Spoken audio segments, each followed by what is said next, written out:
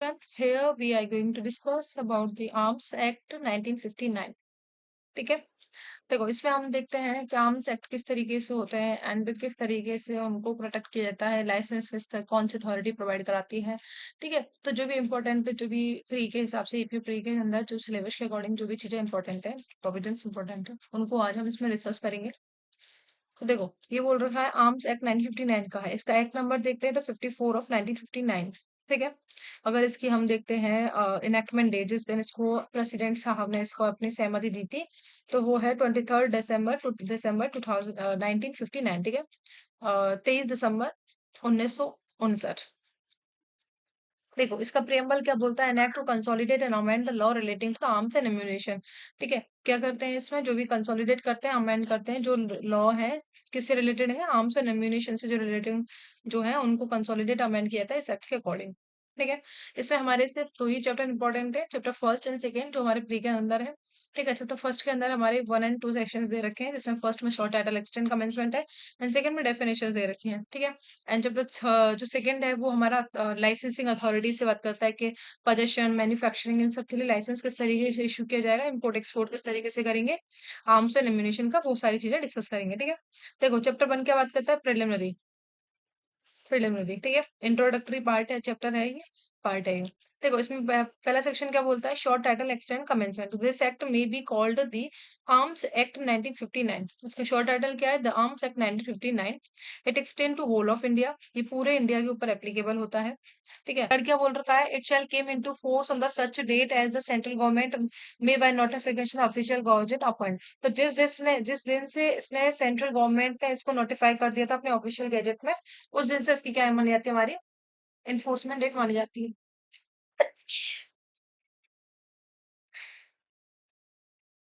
ठीक है, जिस दिन सेंट्रल गवर्नमेंट ने इसको अपने ऑफिशियल गैजेट में नोटिफाई कर दिया था, उस दिन से ये क्या हो गया था, पूरे इंडिया के ऊपर अप्लाई हो गया था। वो डेट कौन सी है हमारी, 1 अक्टूबर 1962 को इसकी क्या हो गया था, ये केम इनटू फोर्स, फोर्स में आ गया था। कब आया था, 1 अक्टूबर 1962 को अंदर आया था, 1 अक्टूबर 1962 को। ठीक है, अधिनियम कब का है, ये 1959 का। ठीक है, और अनफोर्समेंट में कब आया था, 2 साल बाद, 1962 में।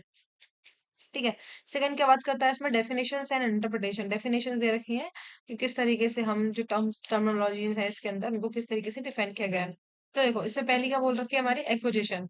ठीक है, पहले एक्विजिशन, एक्विजिशन का मतलब क्या होता है, with its grammatical variation in cognate expression including hiring, borrowing और एक्सेप्टिंग एज अ गिफ्ट। तीन चीजें इसमें इंक्लूड की जाती है एक्विजिशन के अंदर, हायरिंग करना किसी चीज को, ठीक है, एंड बोरोइंग करना और एक्सेप्टिंग करना एज अ गिफ्ट की तरह किसी चीज को एक्सेप्ट करना। ये तीन चीजें हमारी किसमें आती है, एक्विजिशन के अंदर इंक्लूड की थी। देखो इसे बोल रखा है सेक्शन 2(1) सबसेक्शन 1 क्लॉज ए के अंदर एक्विजिशन की डेफिनेशन दे रखी है, जिसमें बोल रखा है कि एक्विजिशन का मतलब होता है कि किसी चीज को हायरिंग करना, बोरोइंग करना, एक्सेप्टिंग करना एज अ गिफ्ट की तरह। ठीक है, नेक्स्ट वी में क्या बोल रखा है, एम्यूनेशन। एम्यूनेशन क्या बोल रखा है, एम्यूनेशन में क्या होता है, एम्यूनेशन मींस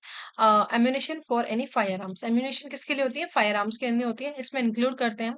फर्स्ट बोलता है rocket, bomb, grenade, shells and other missiles. ठीक है, फर्स्ट में क्या बोल रखा है, रॉकेट हो गए, बॉम्ब्स हो गए, ग्रेनेड्स हो गए, सेल्स एंड अदर मिसाइल्स को इसमें इंक्लूड किया जाता है। सेकंड बोलता है article design for the torpedo services and submarine minings. जो भी आर्टिकल्स होते हैं जो डिजाइन किए थे टॉर्पीडो सर्विसेज, सबमरीन माइनिंग्स के लिए, ये क्या होते हैं, ये वो होता है जैसे कि जो होता है ना पनडुब्बी टाइप में, उस तरीके से ये चीजें होती है, आर्टिकल्स होते हैं जिनको डिजाइन किया जाता है, वो हमारे एम्यूनेशन के अंदर आते हैं। ठीक है, and all other articles containing or designed or adapted to contain explosive fulminating or fissionable material or noxious liquid gas and other such things which capable of use with the firearms or not। ठीक है, मतलब कोई भी ऐसे एक्सप्लोटिव substances या फिर कोई noxious liquid gas हो गए, जिनको हम जिनको यूज किया जा सकता है, या फिर वो कैपेबल हो चाहे नहीं हो फायर आर्म्स की तरह, या फिर हो या नहीं हो एज अ फायर आर्म्स की तरह उनको यूज किया जाता हो चाहे नहीं किया जाता हो, लेकिन जिनको डिजाइन अडॉप्टेड किया जाता है जिसमें एक्सप्लोसिव, फुलमिनेटिंग या फिर फेजनेबल सब्सटेंस उसके अंदर इंक्लूड होता है। ठीक है, तो फोर्थ बोलता है charges for the fire arms and accessory for charge such charges. जो भी चार्जेस किए जाते हैं फायर आर्म्स के, जो चार्जेस होते हैं एंड उसके जितने भी एक्सेसरीज होती हैं चार्जेस को रिगार्डिंग, वो सारी चीजें होती हैं। फिफ्थ बोलता है फ्यूज एंड फ्रिक्सेस ट्यूब्स होते हैं। फिफ्थ सिक्स में बोल रखा है part of and machinery for manufacturing ammunition. And seven में बोल रखा है such ingredients of the ammunition as the central government may by notification official gazette specify. मतलब वो सारे इंग्रेडिएंट्स ऑफ एम्यूनेशन के जिनको सेंट्रल गवर्नमेंट क्या करती है, नोटिफाई करती है अपने ऑफिशियल गैजेट के अंदर। ठीक है? ये हमारे क्या होता है एम्यूनेशन होता है। देखो एम्यूनेशन में क्या होता है ammunition for any fire arms किसी फायर आर्म्स के लिए एम्यूनेशन होती है। एम्यूनेशन किसके लिए होती है? फायर आर्म्स के लिए होती है। इसमें क्या-क्या चीज़ें इंक्लूड होती है? फर्स्ट बोलता है रॉकेट हो गया, rocket, bomb, grenade, shells and other missiles हो गए। ठीक है? सेकंड बोलता है कोई भी आर्टिकल हो गया design for the torpedo services submarine minings हो गया। ठीक है? थर्ड बोल रखा है कोई भी आर्टिकल्स हो गए जिसमें explosive, fulminating, fissionable material, non oxygen, liquid या गैस वगैरह होते हैं। चाहे वो फायर आर्म्स की तरह जिनको हम फायर आर्म्स की तरह यूज़ कर सकते हो, चाहे नहीं कर सकते हो, ठीक है? फोर्थ बोलता है charges of the fire arms हो गए, उनके एक्सेसरीज़ होते हैं, फ्यूज़ एंड फिक्सेड ट्यूब्स हो गए एंड जो मशीनरी जो मैन्युफैक्चरिंग करती है ना, मैन्युफैक्चरिंग मशीन्स उनके पार्ट्स वगैरह हो गए एंड वो सारे इंग्रीडिएंट्स ऑफ एम्यूनेशन जिनको सेंट्रल गवर्नमेंट स्पेसिफाई करता है एज़ अ एम्यूनेशन की तरह वो सारी चीज़ें, ठीक है? नेक्स्ट सी में क्या बोल रखा है आर्म्स, आर्म्स क्या होते हैं? तो देखो आर्म्स में क्या बोल रखा है means article of any description design adapted as a weapon of a foreign offence or defence मतलब कोई भी आर्टिकल है जिसको डिजाइन किया जाता है जिसको अडॉप्टेड किया जाता है अडेप्टेड किया जाता है एज अ वेपन की तरह चाहे वो डिफेंस के लिए हो सकता है या कोई ऑफेंस कमिट करने के लिए कोई वेपन है जिसको या तो ऑफेंस कमिट करने के लिए हो सकता है डिफेंस करने के लिए किया जाता है ठीक है जिसमें इंक्लूड करते हैं हम फायर आर्म्स को सेपेस्ड को एंड अदर डेडली वेपन्स ठीक है चार चीजें होती हैं एंड क्या होता है पार्ट ऑफ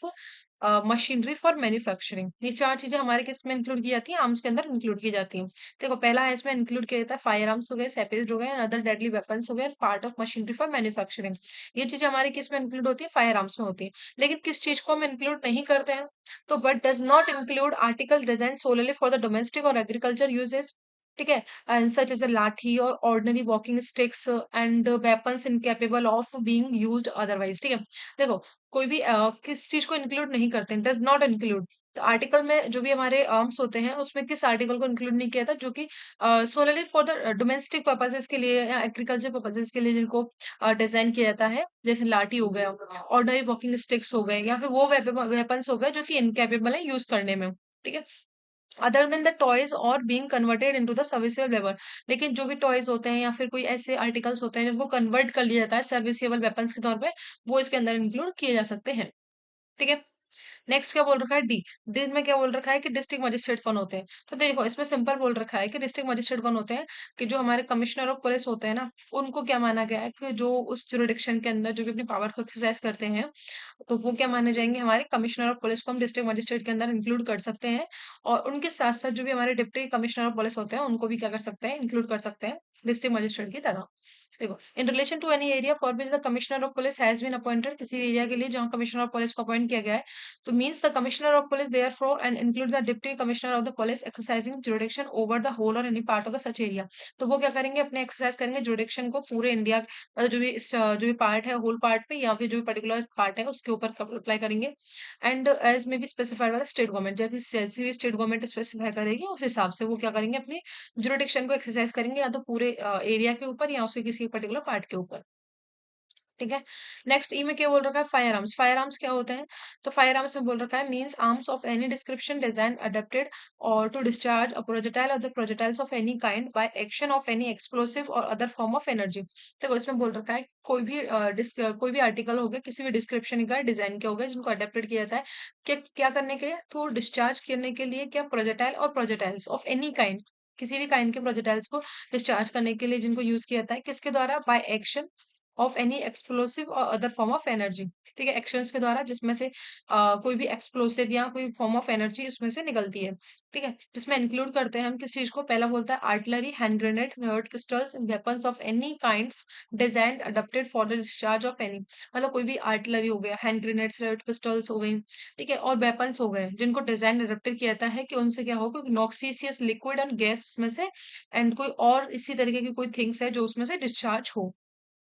ठीक है नेक्स्ट बोल रखा है सेकंड में accessories for the any such fire arms design adapted to diminish the noise or the flash caused by the firing मतलब ऐसी कोई और तरीके की जो एक्सेसरीज होती हैं जिससे क्या कर सकते हैं डिमिनिश कर सकते हैं नॉइस को और फ्लैश को ठीक है तो वो भी क्या हो जाती है हमारी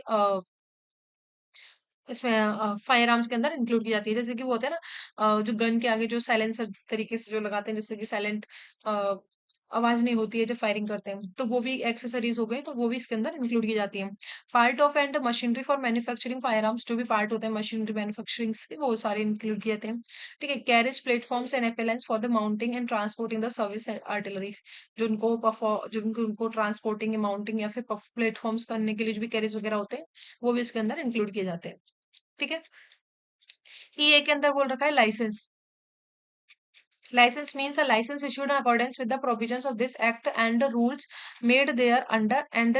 include a license issued in electronic form। देखो लाइसेंस क्या होता है, जो इस एक्ट के अकॉर्डिंग जो इशू होता है वो लाइसेंस होता है, या फिर कोई इलेक्ट्रॉनिक फॉर्म में भी जो हो रहा है ना इस एक्ट के अकॉर्डिंग, तो वो भी हमारे क्या माना जाएगा, लाइसेंस माना जाएगा। ठीक है, एफ में बोल रखा है licensing authority means an officer or authority empowered to grant or renew licence under the rules made under this act including the government. देखो लाइसेंसिंग अथॉरिटी कौन होती है, जिसको एम्पावर्ड किया गया है, जिसको अथॉराइज किया गया है, जिस भी ऑफिसर को अथॉराइज किया गया है इस एक्ट के अकॉर्डिंग लाइसेंस ग्रांट करने के लिए या रिन्यू करने के लिए, वो हमारी लाइसेंसिंग अथॉरिटी होती है। इसमें गवर्नमेंट जो होती है उसको भी इंक्लूड किया गया है। ठीक है, डबल एफ में क्या बोल रखा है, मजिस्ट्रेट। मजिस्ट्रेट मीन्स क्या होता है, एग्जीक्यूटिव मजिस्ट्रेट। ठीक है, प्रेस्क्राइब जो भी प्रेस्क्राइब किया जाएगा रूल्स के अकॉर्डिंग वो चीजें हो जाएंगी। एच में क्या बोल रखा है, प्रोहिबिटेड एम्यूनेशन। देखो प्रोहिबिटेड एम्यूनेशन में क्या होता है, एम्यूनेशन पढ़े थे हमने बी के अंदर पढ़ के आए थे। अब एच में क्या बोल रखा है, प्रोहिबिटेड एम्यूनेशन कौन सी है, तो means any ammunition containing design adapted to contain any noxious gas liquid other such things and including rocket bomb grenade shells or missiles articles design for the torpedo services or submarine mining and such other article as the central government may by notification official gazette is specified to be the prohibited ammunition, जिनको क्या कर सकती है central government बाद में notification के द्वारा भी क्या कर सकती है, डिक्लेयर कर सकती है कि ये हमारे क्या है, प्रोहिबिटेड अम्यूनेशन है। तो वो सारी चीजें जो भी कोई रॉकेट हो गए, बॉम्ब्स हो गए, ग्रेनेड सेल्स हो गए, या फिर जो भी कोई नॉक्सिसियस का नॉक्सिसियस जैसे कोई भी ऐसा कोई आर्टिकल हो गया जिससे कि कोई noxious liquid and gas discharge होते हैं, तो वो हमारे क्या हो जाएंगे, प्रोहिबिटेड अम्यूनेशन, जिनको डिक्लेयर कर दिया गया है सेंट्रल गवर्नमेंट के द्वारा, तो वो हमारे प्रोहिबिटेड अम्यूनेशन हो जाएंगे। ठीक है, आई में बोल रखा है कि प्रोहिबिटेड आर्म्स क्या होते हैं, तो इसमें इंक्लूड करता है means firearms so design adapted that if pressure is applied to the trigger missiles continue to be discharged until the pressure is removed from the trigger or the magazine containing the missile is empty। देखो इसमें क्या बोल रखा है कि कोई भी fire arms हो गए जिनको डिजाइन अडेप्टेड इस तरीके से किया गया है कि जब उस पर प्रेशर अप्लाइड किया जाता है उसके ट्रिगर पर, तो वो क्या कहता है, जो भी मिसाइल्स है वो कंटिन्यू डिस्चार्ज होती रहती है, जब तक कि उसमें से प्रेशर को ट्रिगर पर से रिमूव नहीं किया जाएगा, जब तक वो क्या करती है, डिस्चार्ज होता रहता है उसमें से जो भी मिसाइल है। ठीक है, और या फिर कोई ऐसी मिसाइल है जिसमें जो मैगजीन होती है, जब तक वो मैगजीन एम्प्टी नहीं हो जाती, खाली नहीं हो जाती, तब तक वो क्या करती है, कंटिन्यू रहती है। तो ऐसी फायर आर्म्स हो गए या फिर वेपन्स हो गए of any description design adapted for the discharge of any noxious liquid gas other such things. मतलब ऐसे कोई वेपन्स हो गए जिनको डिजाइन अडॉप्टेड किया गया है, तो उनमें से क्या होता है, कोई noxious liquid gas other such things, इसी तरह की जो भी और सारी चीजें होती हैं वो डिस्चार्ज होती हैं, तो ऐसे कोई आर्टिकल्स या वेपन्स हो गए। ठीक है, एंड क्या इंक्लूड करते हैं, artillery anti anti aircraft anti tank firearms as and such other arms as the central government may by notification specified. और वो सारे आर्टिकल्स या आर्म्स हो गए जिनको स्टेट सेंट्रल गवर्नमेंट नोटिफिकेशन के द्वारा स्पेसिफाई करती है कि ये हमारे क्या है, प्रोहिबिटेड आर्म्स। ठीक है, तो ये हमारे क्या कहलाते हैं, प्रोहिबिटेड आर्म्स के अंदर आते हैं हम। ठीक है, देखो जी मैं क्या बोल रखा है, पब्लिक सर्वेंट कौन होते हैं, तो जो हमारे section 21 of Indian penal code के अंदर दे रखे हैं, जो कि अब पीएनएस के अंदर सेक्शन 2 का 28 के अंदर जो दे रखा है, वो हमारे पब्लिक सर्वेंट होते हैं। ठीक है, ट्रांसफर में क्या बोल रखा है, with grammatical variations and cognate expressions including letting on, hire, lending, giving or parting with the possession. तो ये हमारे क्या होता है, लेटिंग ऑन, हायर करना, लेंडिंग करना, गिविंग एंड पार्टिंग करना पोजीशन के साथ में, तो ये हमारा ट्रांसफर कहलाता है। देखो अब ये सबसेक्शन 1 के अंदर तो डेफिनेशन दे रखी है। ठीक है, अब सेक्शन सेकंड क्या बोल रखा है, for the purpose of this act the length of the barrel of fire arm shall be measured from the muzzles to the point at which the charge is exploded on the firing. देखो इसमें क्या बोल रखा है, जो length की बात करा ना, जो बैरल की लेंथ जो इससे गन होती है उसकी जो लेंथ की बात करते हैं, तो उसको को मेजर कहाँ से किए करते हैं, जो मजल पॉइंट होता है ना, to muzzle to the point at which the charge is exploded on the firing. तो इस तरीके से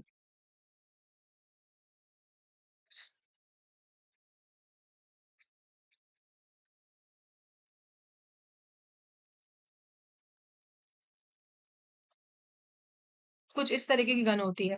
ठीक है, अब इसमें क्या बोल रखा है कि इस तरीके की जो गन होती है ना, तो यहाँ इस वाले पॉइंट से, तो ये हमारा होता है मजल पॉइंट। ठीक है? ये पॉइंट होता है, ये मसल पॉइंट होता है। तो यहाँ से पूरा और जहाँ यहाँ तक जहाँ तक उसका जो वो होता है जहाँ से वो डिस्चार्ज होता है कोई भी चार्ज वगैरह, एनर्जी वगैरह निकलती है, वो जो पॉइंट होता है इसको हम क्या बोलते हैं? पूरा बैरल बोलते हैं और इसको यहाँ से लेके पूरा यहाँ तक इसको क्या किया जाता है? इसको मेज़र किया जाता है।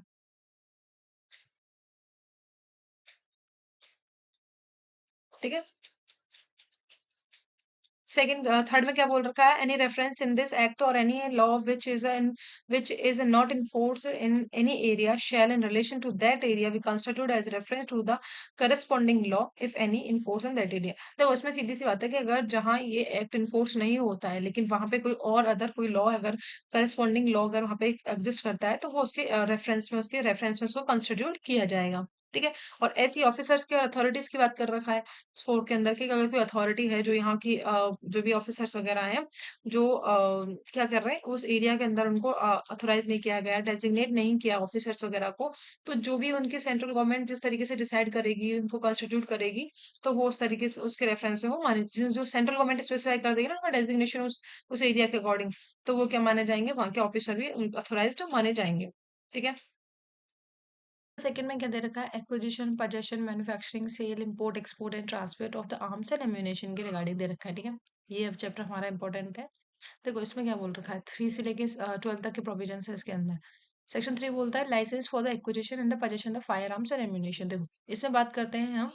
कि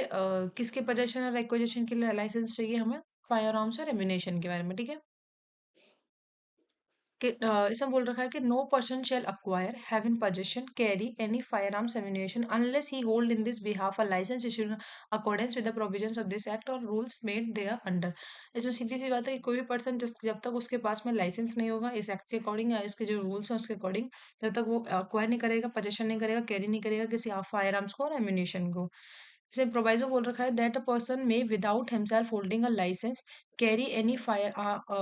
firearms or ammunition in the presence or under the written authority of the holder of the license for the repair or renewal of the license or use by the such holder। देखो इसमें बोल रखा है कि अगर किसी ने क्या कर दिया है कि कोई भी पर्सन है क्या कर सकता है वो कैरी कर सकता है फायर और आर्म्स को बिना उसको लाइसेंस होल्ड किए कब कर सकता है जब जो भी होल्डर है उसकी प्रेजेंस में या उसकी रिटन अथॉरिटी के अंदर क्या कर रहा है वो उसको रिपेयर करने के लिए रिन्यूअल करने के लिए यूज कर रहा है देन वो क्या कर सकता है बिना लाइसेंस के होल्ड कर सकता है। ठीक है? सबसेक्शन सेकंड क्या बोल रखा है? Nothing anything contain in subsection 1 no person other than the person referred to in subsection 3 shall acquire have in possession or carry at any time more than 2 firearms। देखो इसमें सीधी सी बात बोल रखा है कि आज के टाइम पे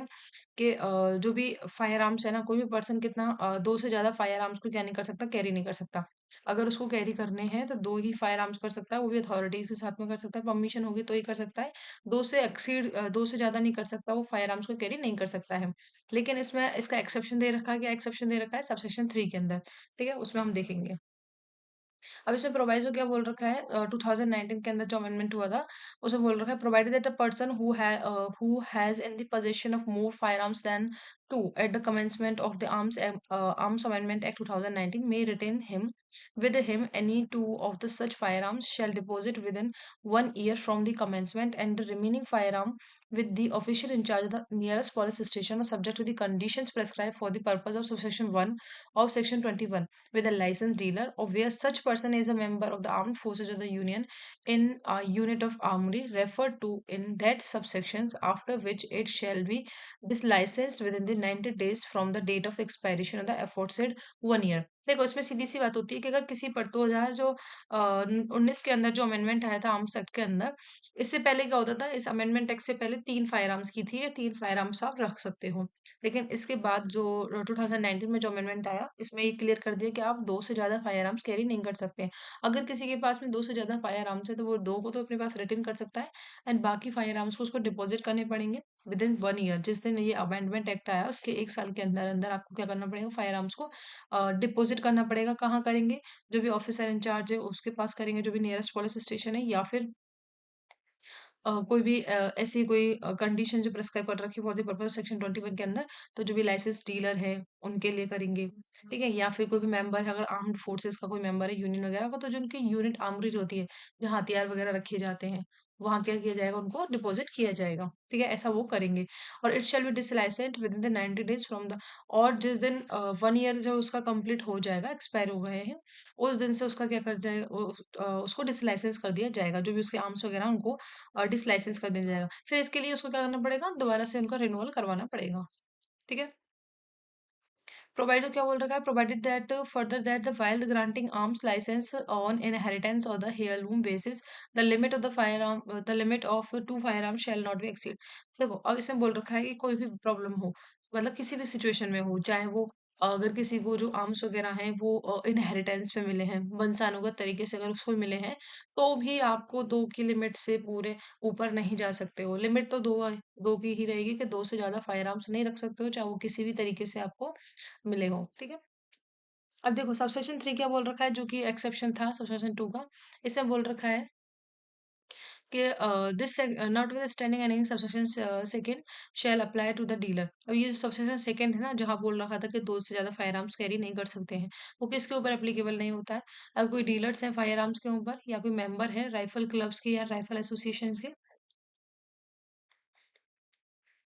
ठीक है?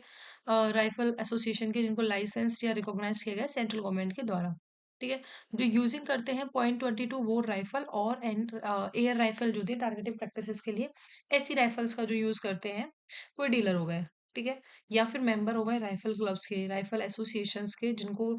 सेंट्रल गवर्नमेंट के द्वारा लाइसेंस किया जाता है एंड उनके द्वारा रिकॉग्नाइज किया गया है उनको, और जो यूज करते हैं 22 बोर राइफल यूज करते हैं, या फिर कोई एयर राइफल्स यूज करते हैं टारगेटिंग प्रैक्टिसेस के लिए, ठीक है? तो वो जो है 2 से ज़्यादा कैरी कर सकते हैं फायर आर्म्स को ईज़िली।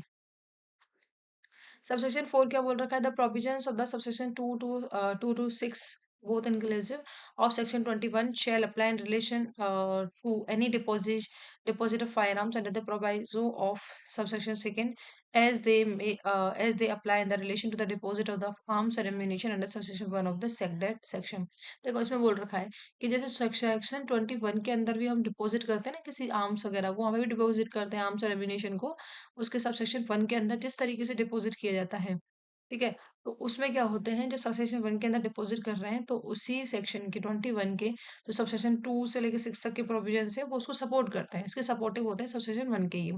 तो जिस तरीके से ये 21 के अंदर सपोर्टिव होते हैं, उसी तरीके से अगर कोई बंदा जो है इसके प्रोवाइज़ो के अंदर जो अगर आता है, जहाँ वो डिपॉजिट कर रहा है, तो उसपे भी क्या हो जाएँगे, ये एप्लीकेबल हो जाएँगे।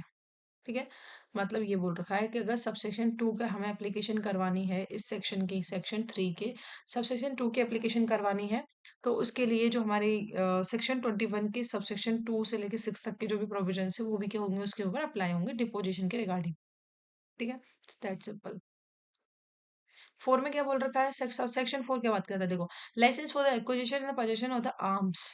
हमने ऊपर डिस्कस किया था 3 के अंदर आर्म्स, फायर आर्म्स और एम्यूनेशन के बारे में। 4 में हम बात करते हैं आर्म्स के बारे में, आर्म्स ऑफ स्पेसिफिक डिस्क्रिप्शन, और आर्म्स भी कैसे हैं, कोई स्पेसिफिक डिस्क्रिप्शन की in the certain a cases के अंदर। देखो इसमें क्या बोल रखा है, if the central government is opinion that having regard to the circumstances prevailing in any area, it is necessary or expedient in the public interest that the acquisition, possession, carrying of the arms other than the firearms should be regulated, ठीक है? Should be regulated. It may by notification the official gazette direct that this section apply to the area specified in the notification, and thereupon no person shall acquire, have in possession, or carry in that area arms of such class or description as may be specified in that notification, unless he hold in this behalf a license issued in accordance with the provisions of this act and the rules they made there under। देखो simple सी बात क्या कहता है इसमें, कि अगर central government को किसी एरिया के अंदर ऐसा लगता है, कोई ऐसी सर्कमस्टांसेस प्रिवेल करती हैं जहाँ उसको लगता है कि पब्लिक इंटरेस्ट में, किसके इंटरेस्ट में, पब्लिक इंटरेस्ट में, कि ये जरूरी है कि फायर आर्म्स के अलावा जो आर्म्स है, हमारे फायर आर्म्स के अलावा जो आर्म्स है, उनको जो पोजीशन है, पोजीशन है, केयरिंग केयरिंग जो कर रहा है कोई पर्सन, उसको रेगुलेट करना है हमें। ठीक है? देखो, अगर सेंट्रल गवर्नमेंट को किसी पर्टिकुलर एरिया के अंदर कोई ऐसी सर्कमस्टांसेस लगती हैं, कोई ऐसी सिचुएशन आ जाती है कि पब्लिक इंटरेस्ट के लिए ये ज़रूरी है कि फायर आर्म्स के अलावा कोई भी अदर आर्म्स हैं, जिनका एक्विजिशन, पोजेशन जो भी पर्सन कर रहे हैं, उनको रेगुलेट करने की आवश्यकता है, उसका रेगुलेशन अच्छे से होना चाहिए। तो वो क्या करेंगे, नोटिफिकेशन निकालेंगे गैजेट के अंदर, और उसमें स्पेसिफाई कर देंगे कि पर्टिकुलर जो भी एरिया है, उसमें स्पेसिफाई कर देंगे कि ये एरिया और ये आर्म्स ठीक है? उसमें स्पेसिफाइड कर देंगे कि ये आर्म्स क्या नहीं किए जाएँगे, एक्वायर नहीं की जाएँगी, क्या पोज़ेशन में नहीं रखी जाएँगी, कैरिंग नहीं करी जाएँगी, जो भी आर्म्स वगैरह हैं, जो भी डिस्क्रिप्शन वो स्पेसिफाई कर देंगे नोटिफ़िकेशन में कि पर्टिकुलर डिस्क्रिप्शन की जो भी आर्म्स वगैरह हैं, इनको कैरी नहीं करेंगे, पोज़ेशन नहीं करेंगे, एक्वायर नहीं करेंगे, इस पर्टिकुलर एरिया के अंदर। जब तक कि उनके पास में क्या नहीं हो unless he hold in this behalf a licence, जब तक उसके पास क्या नहीं हो, लाइसेंस नहीं हो, तब तक वो पर्टिकुलर जो भी आर्म्स हैं, उनको क्या नहीं करेंगे, कैरी, एक्वायर और पोज़ेशन में नहीं रखेंगे। ठीक है? देखो नेक्स्ट क्या बोल रखा है 5 में बोल रखा है licence for the manufacturing sale ETC of the arms और एम्यूनेशन। अब इसमें लाइसेंस किसके लिए मिल रहा है हमारा, अब तक हम पोजीशन और एक्विजिशन की दे रहे थे, अब हमें मैन्युफैक्चरिंग और सेल वगैरह करने के लिए भी लाइसेंस की नीड होती है। ठीक है, तो इसमें बोल रखा है no person shall use manufacture obtain procure cell transfer convert repair test proof or expose or offer for the sale transfer or have in position for the sale transfer conversion repair test or proof. किसी भी ये दोनों चीजें नहीं करेगा any fire arms के regarding या फिर any other arms of the such class or description as a prescribed or any ammunition, जब तक कि वो क्या नहीं है उसके पास में लाइसेंस इश्यूड नहीं है in accordance with the provision this act or rules made. देखो, इसमें क्या बोल रखा है जब तक किसी पर्सन के पास में लाइसेंस नहीं होगा तब तक वो भी पर्सन क्या नहीं कर सकता, use manufacture obtain procure cell transfer convert repair test proof या एक्सपोज नहीं कर सकता, ऑफर नहीं दे सकता सेल और ट्रांसफर करने के लिए या फिर पोजीशन में नहीं रख सकता cell or transfer conversion test prepare के पर्पज से। ठीक है, किसी भी फायर आर्म्स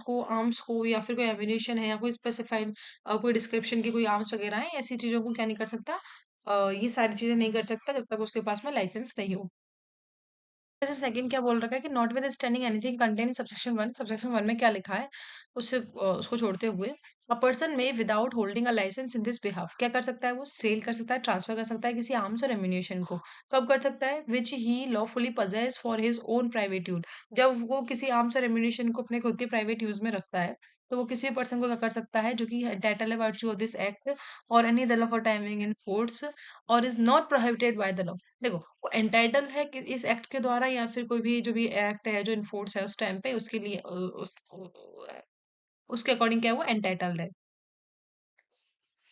देखो वो कब कर सकता है, जो वो एंटाइटल है इस एक्ट के द्वारा या फिर कोई और एक्ट है जो इन्फोर्स है उस टाइम पे उसके द्वारा, या उसको प्रोहिबिटेड नहीं किया गया है इस एक्ट के द्वारा या किसी भी एक्ट के द्वारा उसको पोजेशन करने में किसी आर्म्स और एम्यूनिशन को, तो वो क्या कर सकता है अपने जो भी प्राइवेट यूज के लिए जो भी पोजेस कर रखा था आर्म्स और एम्यूनिशन उसको किसी दूसरे पर्सन के लिए क्या कर सकता है, ट्रांसफर सेल कर सकता है विदाउट लाइसेंस। ठीक है, देखो इसमें भी बहुत सारी सिचुएशंस हैं जैसे provided that no fire arms or ammunition in respect of which license is required under section 3 and no arms in respect of which license is required under section 4 shall be sold or transfer। अब ऐसे arms and ammunition जिनके जो भी कोई fire arms और ammunition है जिसका licence required है सेक्शन 3 के अकॉर्डिंग या कोई ऐसे आर्म्स हैं जिनका लाइसेंस रिक्वायर्ड है सेक्शन 4 के अकॉर्डिंग, तो उनको सोल्ड और ट्रांसफर नहीं किया जा सकता है बाई पर्सन अनलेस उस पर्सन के द्वारा कब तक नहीं किया जाएगा, unless he has informed in the writing to the district magistrate having jurisdiction or an officer in charge of the nearest police station of his intention to the sale, transfer such firearms, ammunition, or other arms, and the name and address of the person to whom he intended to sell, transfer such firearms and ammunition or other firearms। देखो unless कब नहीं कर सकता है वो ऐसे arms fire arms को sold or transfer नहीं कर सकता है जब तक कि he has informed in the writing to the district magistrate, जब तक वो डिस्ट्रिक्ट मजिस्ट्रेट्स को या फिर जो भी police officer nearest police station के जो भी ऑफिसर इंचार्ज हैं उनको क्या नहीं कर सकता, अपनी इन्फॉर्मेशन नहीं दे सकता किसके रिगार्डिंग कि उसकी इंटेंशन है से कोई आर्म्स फायर आर्म्स एम्यूनिशन को सेल करने की ट्रांसफर करने की, and name and address the person to whom he intended to sell or transfer such fire arms ammunition and the arms, या फिर जिस भी व्यक्ति को क्या कर रहा है वो अपना सेल ट्रांसफर कर रहा है fire arms ammunition other arms को, उसका नेम एंड एड्रेस उसको सबमिट कर देंगे, तब इन्फॉर्म कर देंगे, देन ही वो क्या कर सकता है सेल एंड ट्रांसफर कर सकता है। ठीक है, नेक्स्ट कंडीशन क्या बोल रखी है, मतलब दोनों कंडीशन कंपलसरी है, and the period not be less than 40 days. देखो अब इसमें बोल रखा है period not less than 45 days has expired after the giving of such information. देखो जिस दिन उसने इन्फॉर्मेशन दी है ना उस दिन के 45 दिन के अंदर नहीं कर सकता, 45 दिन जब एक्सपायर हो जाएंगे देन उसके बाद ही वो सेल एंड ट्रांसफर कर सकता है। जैसे आज उसने जैसे आज डेट है 25 जुलाई को उसने इन्फॉर्मेशन दी किसी भी जो भी हमारे डिस्ट्रिक्ट मजिस्ट्रेट साहब हैं, ऑफिसर इंचार्ज पुलिस स्टेशन है, तो जब हमारे 25 डेज कंप्लीट हो जाएंगे ना देन उसके बाद ही वो क्या करेगा हमारा सेल एंड ट्रांसफर करेगा। ठीक है, नेक्स्ट है हमारा सेक्शन 6। सेक्शन 6 में क्या बोल रखा है, licence for the shortening of the gun or the conversion of the imitation fire arms into the fire arms. देखो उसमें क्या बोल रखा है, शॉर्टनिंग करना, कन्वर्सन करना one category to another category. इसके लिए भी लाइसेंस की क्या होती है, रिक्वायरमेंट होती है। तो no person shall shorten barrel of the fire arms or convert the imitation fire arms into the fire arms or convert from any category of the firearms mentioned in the Arms Rules 2016 into any other category of the firearms, unless he hold in this behalf a license issued in accordance with the provisions of this act or rules made thereunder। देखो सीधी सी बात क्या बोल रखा है इसमें कि कोई भी पर्सन क्या नहीं कर सकता, शॉर्टन नहीं कर सकता बैरल को। शॉर्टन मीन्स उसके जो बैरल है, जो लेंथ है उसकी, उसको कम नहीं कर सकते, ठीक है। एंड किसी फायर आर्म्स की, या फिर कन्वर्ट नहीं कर सकता इमिटेंस फायर आर्म्स को किसी भी फायर आर्म्स के अंदर, या किसी कोई एक कैटेगरी की फायर आर्म्स को दूसरी कैटेगरी के फायर आर्म्स में कन्वर्ट नहीं कर सकता, जो कि मेंशन कर रखे हैं, जो कैटेगरी मेंशन कर रखी है हमारे आर्म रूल्स 2016 के अंदर। कब तक नहीं कर सकता, जब तक कि उसके पास में इस ऐसे चीज करने के लिए क्या नहीं हो, लाइसेंस नहीं हो।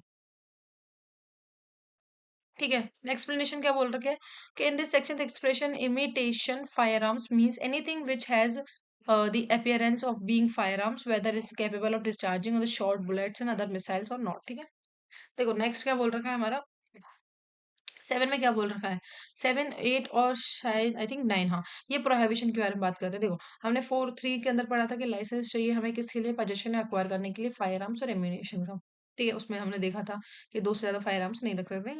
ये चीज इंपॉर्टेंट है। 4 में हमने देखा था कि पोजीशन और एक्वायर नहीं कर सकते हैं, किसी भी आर्म्स को नहीं कर सकते हैं। जब सेंट्रल गवर्नमेंट को लगता है किसी पर्टिकुलर एरिया के अंदर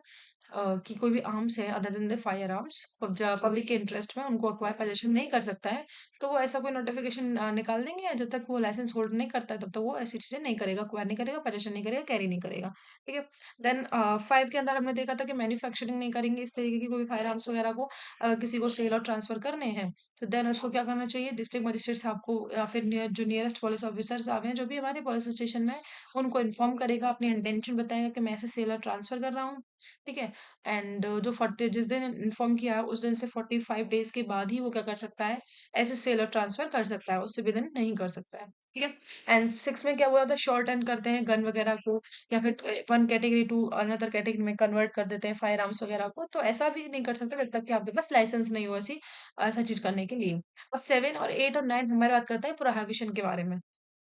ठीक है, देखो 7 बात कर रखा है prohibition of acquisition and possession manufacturing sale of prohibited arms or prohibited ammunition, कि नो पर्सन क्या नहीं कर सकता, sell sorry no person shall acquire have in possession carry use manufacture cell transfer convert repair test proof नहीं कर सकता, expose or offer for the sale or transfer or have in possession for the sale or transfer conversion repair test proof नहीं कर सकता। किसको नहीं कर सकता, किसी भी प्रोहिबिटेड आर्म्स को और प्रोहिबिटेड एम्यूनिशन को नहीं कर सकता है, कब तक, unless he has been specifically authorised. अब जब तक उसको स्पेसिफिकली अथोराइज्ड नहीं कर दिया जाएगा सेंट्रल गवर्नमेंट के द्वारा, तब तक वो ऐसे प्रोहिबिटेड आर्म्स और एम्यूनिशन को अक्वायर पोजीशन नहीं कर सकता, कैरी नहीं कर सकता, उनका यूज नहीं कर सकता, manufacture cell transfer convert repair test proof नहीं कर सकता, एक्सपोज एंड ऑफर नहीं कर सकता सेल और ट्रांसफर करने के लिए, पोजीशन में नहीं रख सकता सेल और ट्रांसफर कन्वर्शन करने के लिए। ठीक है, जब तक कि उसको सेंट्रल गवर्नमेंट के द्वारा स्पेसिफिकली अथोराइज नहीं कर दिया जाएगा। ठीक है, नेक्स्ट क्या बोल रखा है, 8 के अंदर प्रोहिबिशन कर रखा है सेल और ट्रांसफर को।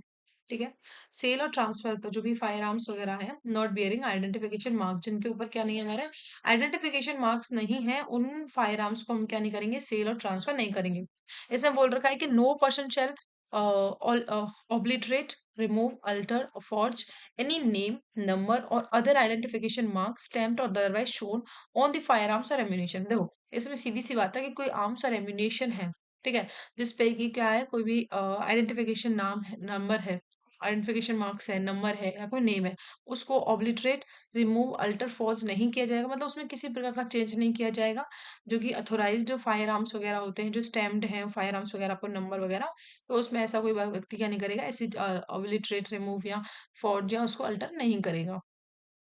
ठीक है, सबसे सेकंड क्या बोल रखा है कि no person cell or transfer नहीं कर सकता। अब सेल और ट्रांसफर क्या नहीं कर सकता, किसी फायर आर्म्स को which does not bear the name of the maker, जिसके ऊपर क्या नहीं हो, not bear the name of the maker, जो मेकर का नाम उस पे नहीं हो। ठीक है? मैन्युफैक्चरिंग नंबर नहीं हो उसके ऊपर, और एनी अदर आइडेंटिफिकेशन मार्क, और कोई भी जो आइडेंटिफिकेशन मार्क जो स्टैम्प्ड किया जाता है, अदरवाइज शोन किया जाता है, मैंने approved by the central government के द्वारा अप्रूव करके जो भी स्टैम्प या फिर कोई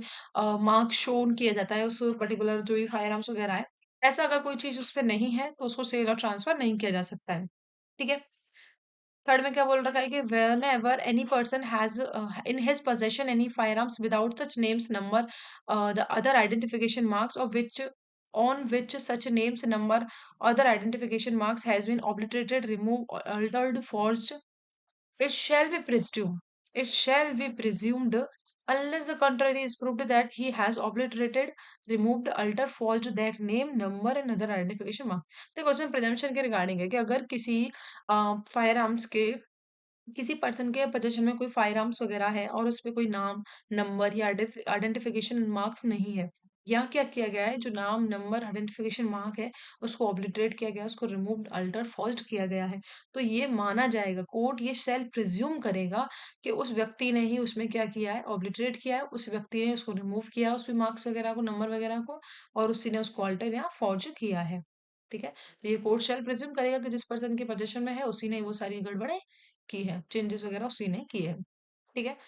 देखो प्रोवाइजो क्या बोल रखा है, provided that in relation to the person who has in his possession at the commencement of this act any fire arms without such name, number, or other identification marks stamped or otherwise shown thereon, the provision of this subsection shall not take effect until after the expiration of the 1 year from the commencement of this act। देखो इसमें क्या बोल रखा है, कोई भी person possession करता है किसी भी फायर आर्म्स वगैरह को, कब कर रहा है, जब ये कमेंस्ड हो रहा था इस एक्ट में उस टाइम पे कर रहा है, उसमें विदाउट कोई नाम, नंबर, आइडेंटिफिकेशन, नाम नहीं है, स्टैम्प नहीं है उस पर। ठीक है? तो ये सेक्शन क्या होता है, शेल नॉट टेक इफेक्ट, तो ये सबसेशन जो है एकदम से इफेक्टिव में नहीं हो जाएगा, उसके ऊपर एकदम से इमीडिएटली उसके ऊपर अप्लाई नहीं किया जाएगा। ठीक है? And until the after the expiration of the 1 year from the commencement, जब उसको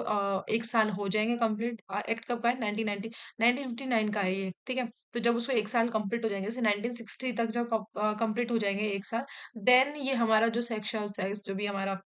सबसेक्शन है, ये सेक्शन है, ये एप्लीकेबल होगा उसके ऊपर। ठीक है? उससे पहले की नहीं होगा, ये एप्लीकेबल नहीं होगा उसके ऊपर। उसको टाइम पीरियड मिल जाएगा एक तरीके से कि आप इस तरीके से आइडेंटिफिकेशन नंबर वगैरह उस पे ले लीजिए। ठीक है? तो इसलिए नेक्स्ट क्या बोल रखा है, 9, prohibition of the acquisition, possession by or by of sale, transfer to a young person or certain other person of the fire arms. देखो उसमें बोल रखा है, notwithstanding anything foregoing provision of this act, no person who has not complete the age of 20 year, जिसने अपनी 21 year की as complete नहीं की वो person, and who has been sentenced the conviction of any offense involving violation moral turpitude or imprisonment for any term at any time during the period of 5 years after the expiration of the sentence, and who has been ordered to execute under section chapter 8 of the code of criminal procedure 1973 a bond for keeping peace and good behavior at any time during this such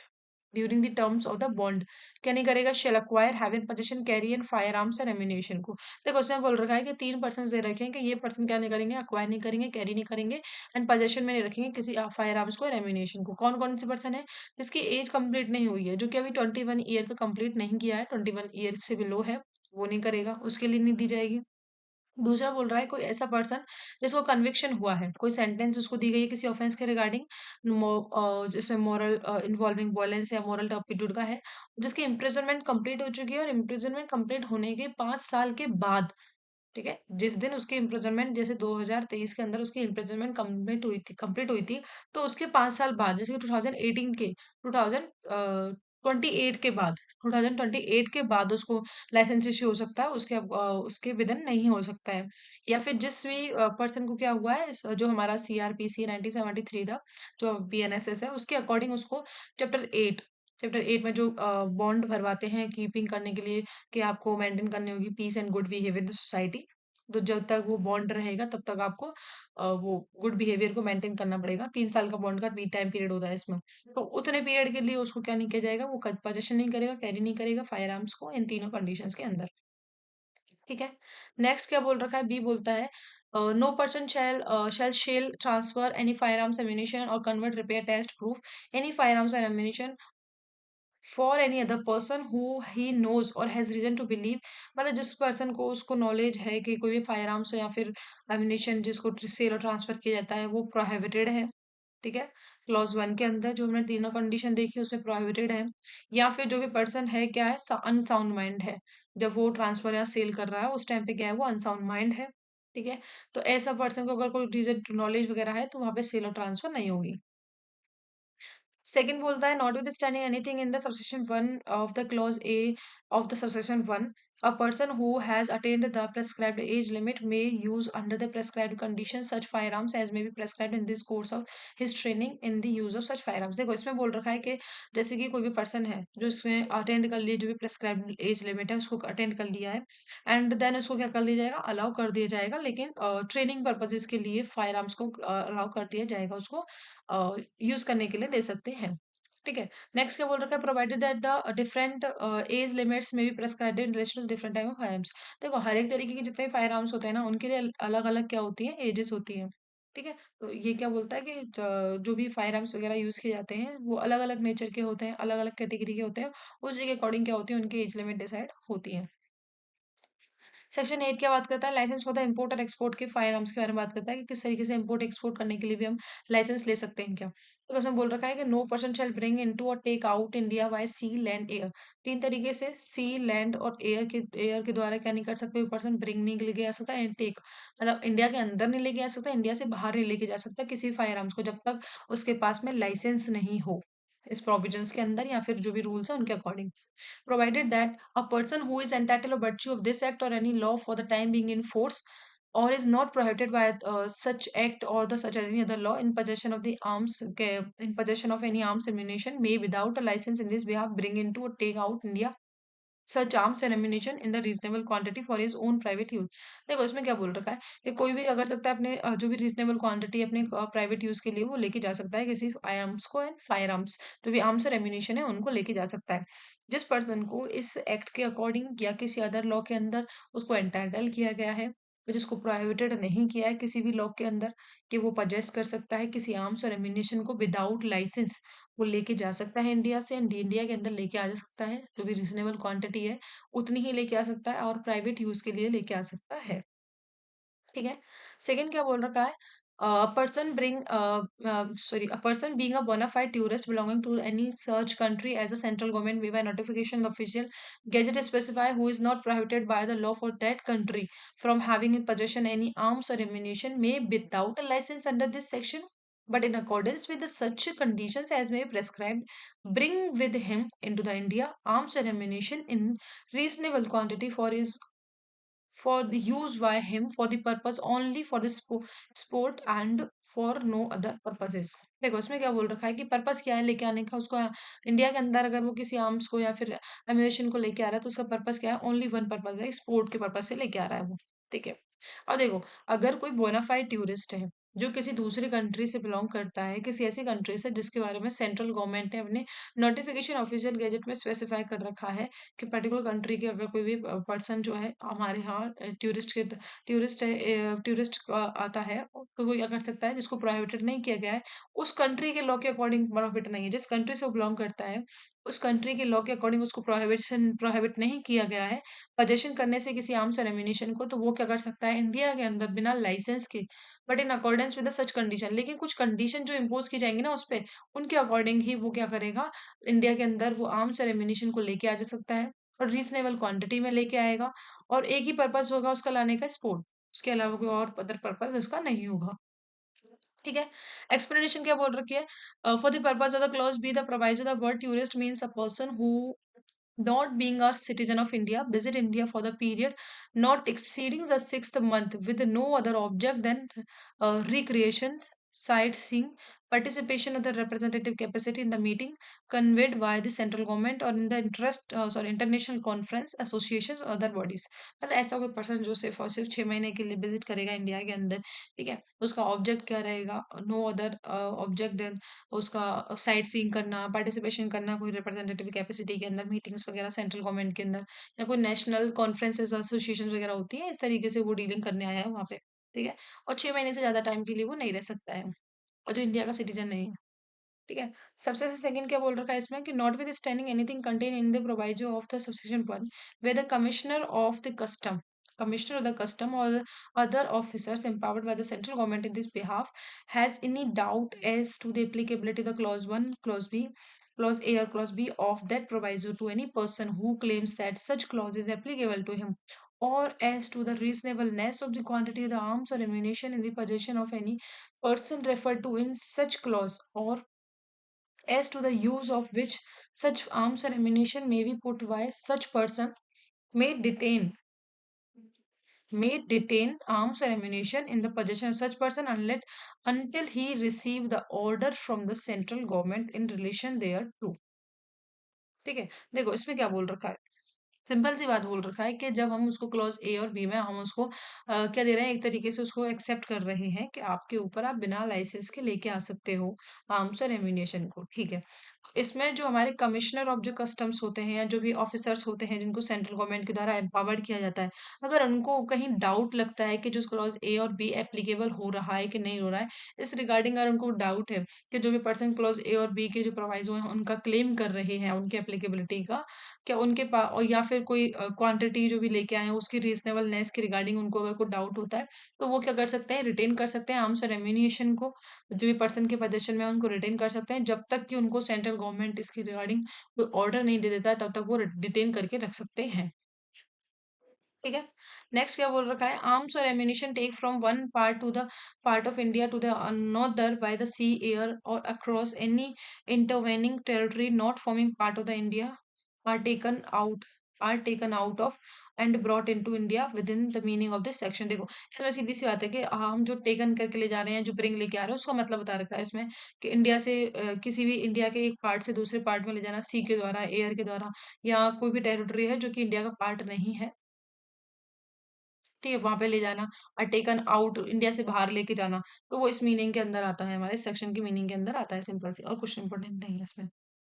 देखो 11 में क्या बोल रखा है, power to prohibit import export of the arms. ठीक है। Power है कि हम क्या कर सकते हैं, प्रोहिबिट कर सकते हैं आर्म्स और एम्यूनिशन की जो भी आर्म्स का जो भी इंपोर्ट एक्सपोर्ट है उसको। The central government by notification official gazette prohibit